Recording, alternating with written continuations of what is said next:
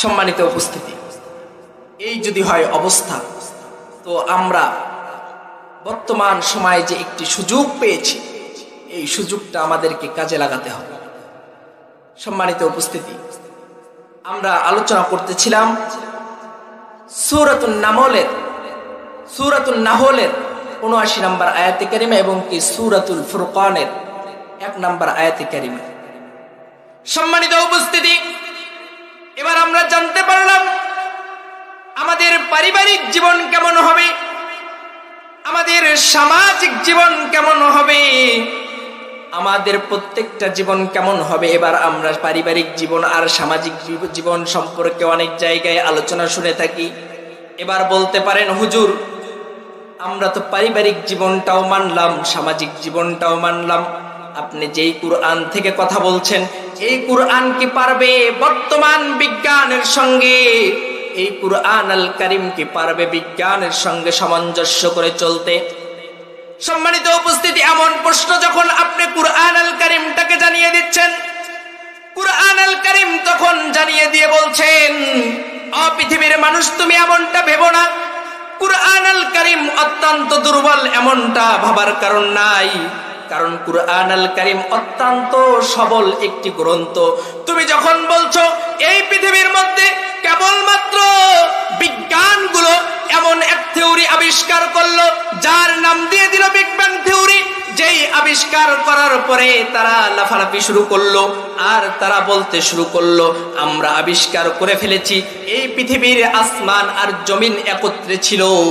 এই কথা বলে তারা যখন লাফালাফি শুরু করলো, তারা যখন মুসলিমদের সঙ্গে গর্ব করে বলতে লাগলো, ঠিক এই মুহূর্তে আল্লাহ রাব্বুল আলামিন তার পাক কালামে হাকিমের মধ্যে সুন্দর করে জানিয়ে দিলেন, যা আলেম সমাজগুলো ওই মুহূর্তের মানুষগুলোকে সুন্দর করে জানিয়ে দিয়ে বললেন, ও পৃথিবীর মুসলমানরা, তোমাদের সামনে ওই নাস্তিকগুলো যখন তোমাদেরকে কুরআন আল কারীম অবমাননা করে কুরআন আল কারীমের সঙ্গে টেক্কা দিয়ে চলতে চায়, তুমি জানিয়ে দাও কেবলমাত্র ১৭শো শতাব্দীর দিকে তোমরা কুরআন আল কারীমের একটা বিষয়টাকে তোমরা বলছো যে নাই, কিন্তু আমি তোমাদেরকে জানিয়ে দিচ্ছি না না না, ১৭শো শতাব্দীর দিকে এসে বলছো বিগ ব্যাং থিওরি আমরা আবিষ্কার করেছি, এই আসমান আর জমিন একত্রে ছিল, কিন্তু কুরআন আল কারীমের মধ্যে আমি ১৪৫০ বছর পূর্বেই সুন্দর করে জানিয়ে দিয়েছেন, আলাম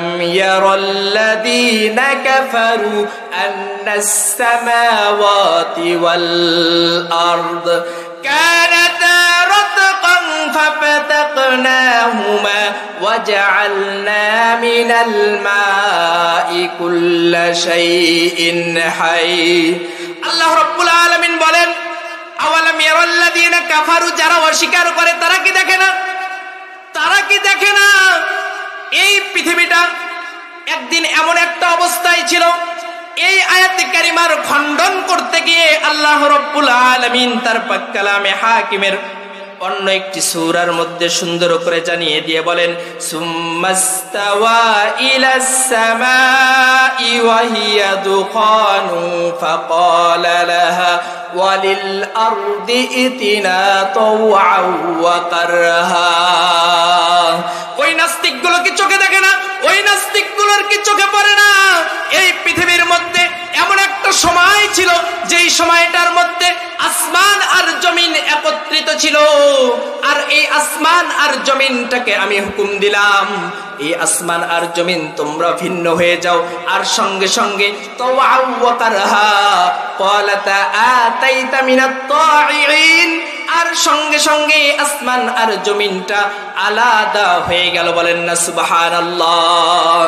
সেই সঙ্গে কেবলমাত্র কয়েকশো বছর পূর্বে যেই বিষয়টা আবিষ্কার হয়েছে, মাত্র ১০০ বছর পূর্বে ১৯০০ শতাব্দীর দিকে, এই যে মোবাইলের হাতের ফিঙ্গারপ্রিন্ট দেখতে পারেন, আল্লাহ রাব্বুল আলামিনের কুরআন আল কারীমের এই গবেষণা যখন নাস্তিকগুলো করতেছিল, তারা পড়তে পড়তে যখন সূরাতুল কিয়ামার ৩ এবং ৪ নম্বর আয়াতে কারিমা যখন পাঠ করলেন, আল্লাহ রাব্বুল আলামিনের যখন উক্ত আয়াতে কারিমাগুলো পাঠ করলেন, আল্লাহ রাব্বুল আলামিনের যখন আয়াতে কারিমাগুলো পড়তেছিলেন, নাবতালিহি ফাজআলনাহু সামিআন বাসীরা, তারা কি দেখে না, তারা কি জানে না আমি কেবলমাত্র আল্লাহ রাব্বুল আলামিন তাদেরকে পরকালীন দিবসে সৃষ্টি করব না, তাদের হাতের অষ্টি মত্তা আঙ্গুলি সহ তাদেরকে সৃষ্টি করব। যখন তারা এই থিওরিটা যখন হাতে পেল, তখন তারা চিন্তা করলো আঙ্গুলের সঙ্গে কি এমন সম্পর্ক।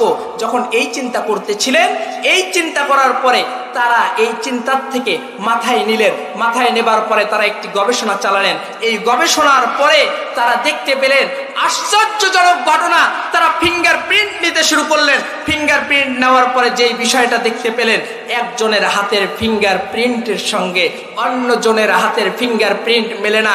সেই সঙ্গে শুধু এখানেই নয়, যখন কেবলমাত্র ওই সকল বিজ্ঞানীগুলো টলিবি প্রথমে বলল যে এই পৃথিবীটাকে কেন্দ্র করে সূর্যটা ঘুরছে, নিকোলাস কোপারনিকাস তার 12 বছর পরে এসে বললেন, না, টলিবি ভুল বলেছে। এই আসমান, এই পৃথিবীর সূর্যও ঘুরে, চন্দ্রও ঘুরে, এই পৃথিবীও ঘুরে, প্রত্যেকটা কক্ষপথে প্রত্যেক জিনিসই ঘুরে। তথা যখন 1512 খ্রিস্টাব্দের দিকে তারা এই বিষয়টা গবেষণা করে বলল, তখন আল্লাহ রাব্বুল আলামিন তার পাক কালামুল্লাহ শরীফের সূরাতুল ইয়াসিনের মধ্যে সুন্দর করে জানিয়ে দিচ্ছেন, ওয়াশ-শামসু তাজরি লিমুস্তাকাররিল লাহা যালিকা তাকদীরুল আজিজিল আলিম। পৃথিবীর মানুষ, তোমাদের সামনে কেবলমাত্র বিজ্ঞান অল্প কিছুদিন পূর্বে এই বিষয়টা আবিষ্কার করেছে, কিন্তু আমি রব্বুল আলামিন 1450 বছর পূর্বে এই বিষয়টা আবিষ্কার করেছি। বলেন না সুবহানাল্লাহ। তাহলে বলেন, বিজ্ঞান আগে না কুরআন আগে? অবশ্যই কুরআন আগে। মুসলমান জাতি আমরা ভুলে গিয়েছি আমাদের নিজের পরিচয়। মুসলমান জাতি ভুলে গিয়েছি আমাদের নিজের অস্তিত্ব।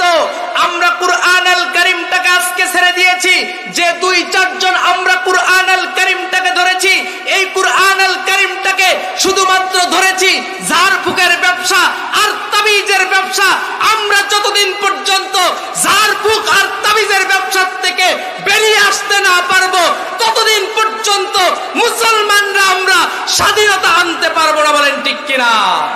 তাই আসুন আমরা ঝাড়ফুঁকের ব্যবসা ছেড়ে দিয়ে, তাবিজের ব্যবসা ছেড়ে দিয়ে কিভাবে কুরআন আল কারীম দিয়ে দেশ পরিচালনা করা যায়, কিভাবে কুরআন আল কারীম দিয়ে সমাজ ব্যবস্থা পরিচালনা করা যায়, এই চেষ্টা করে যাব ইনশাআল্লাহ। বলেন ঠিক কিনা?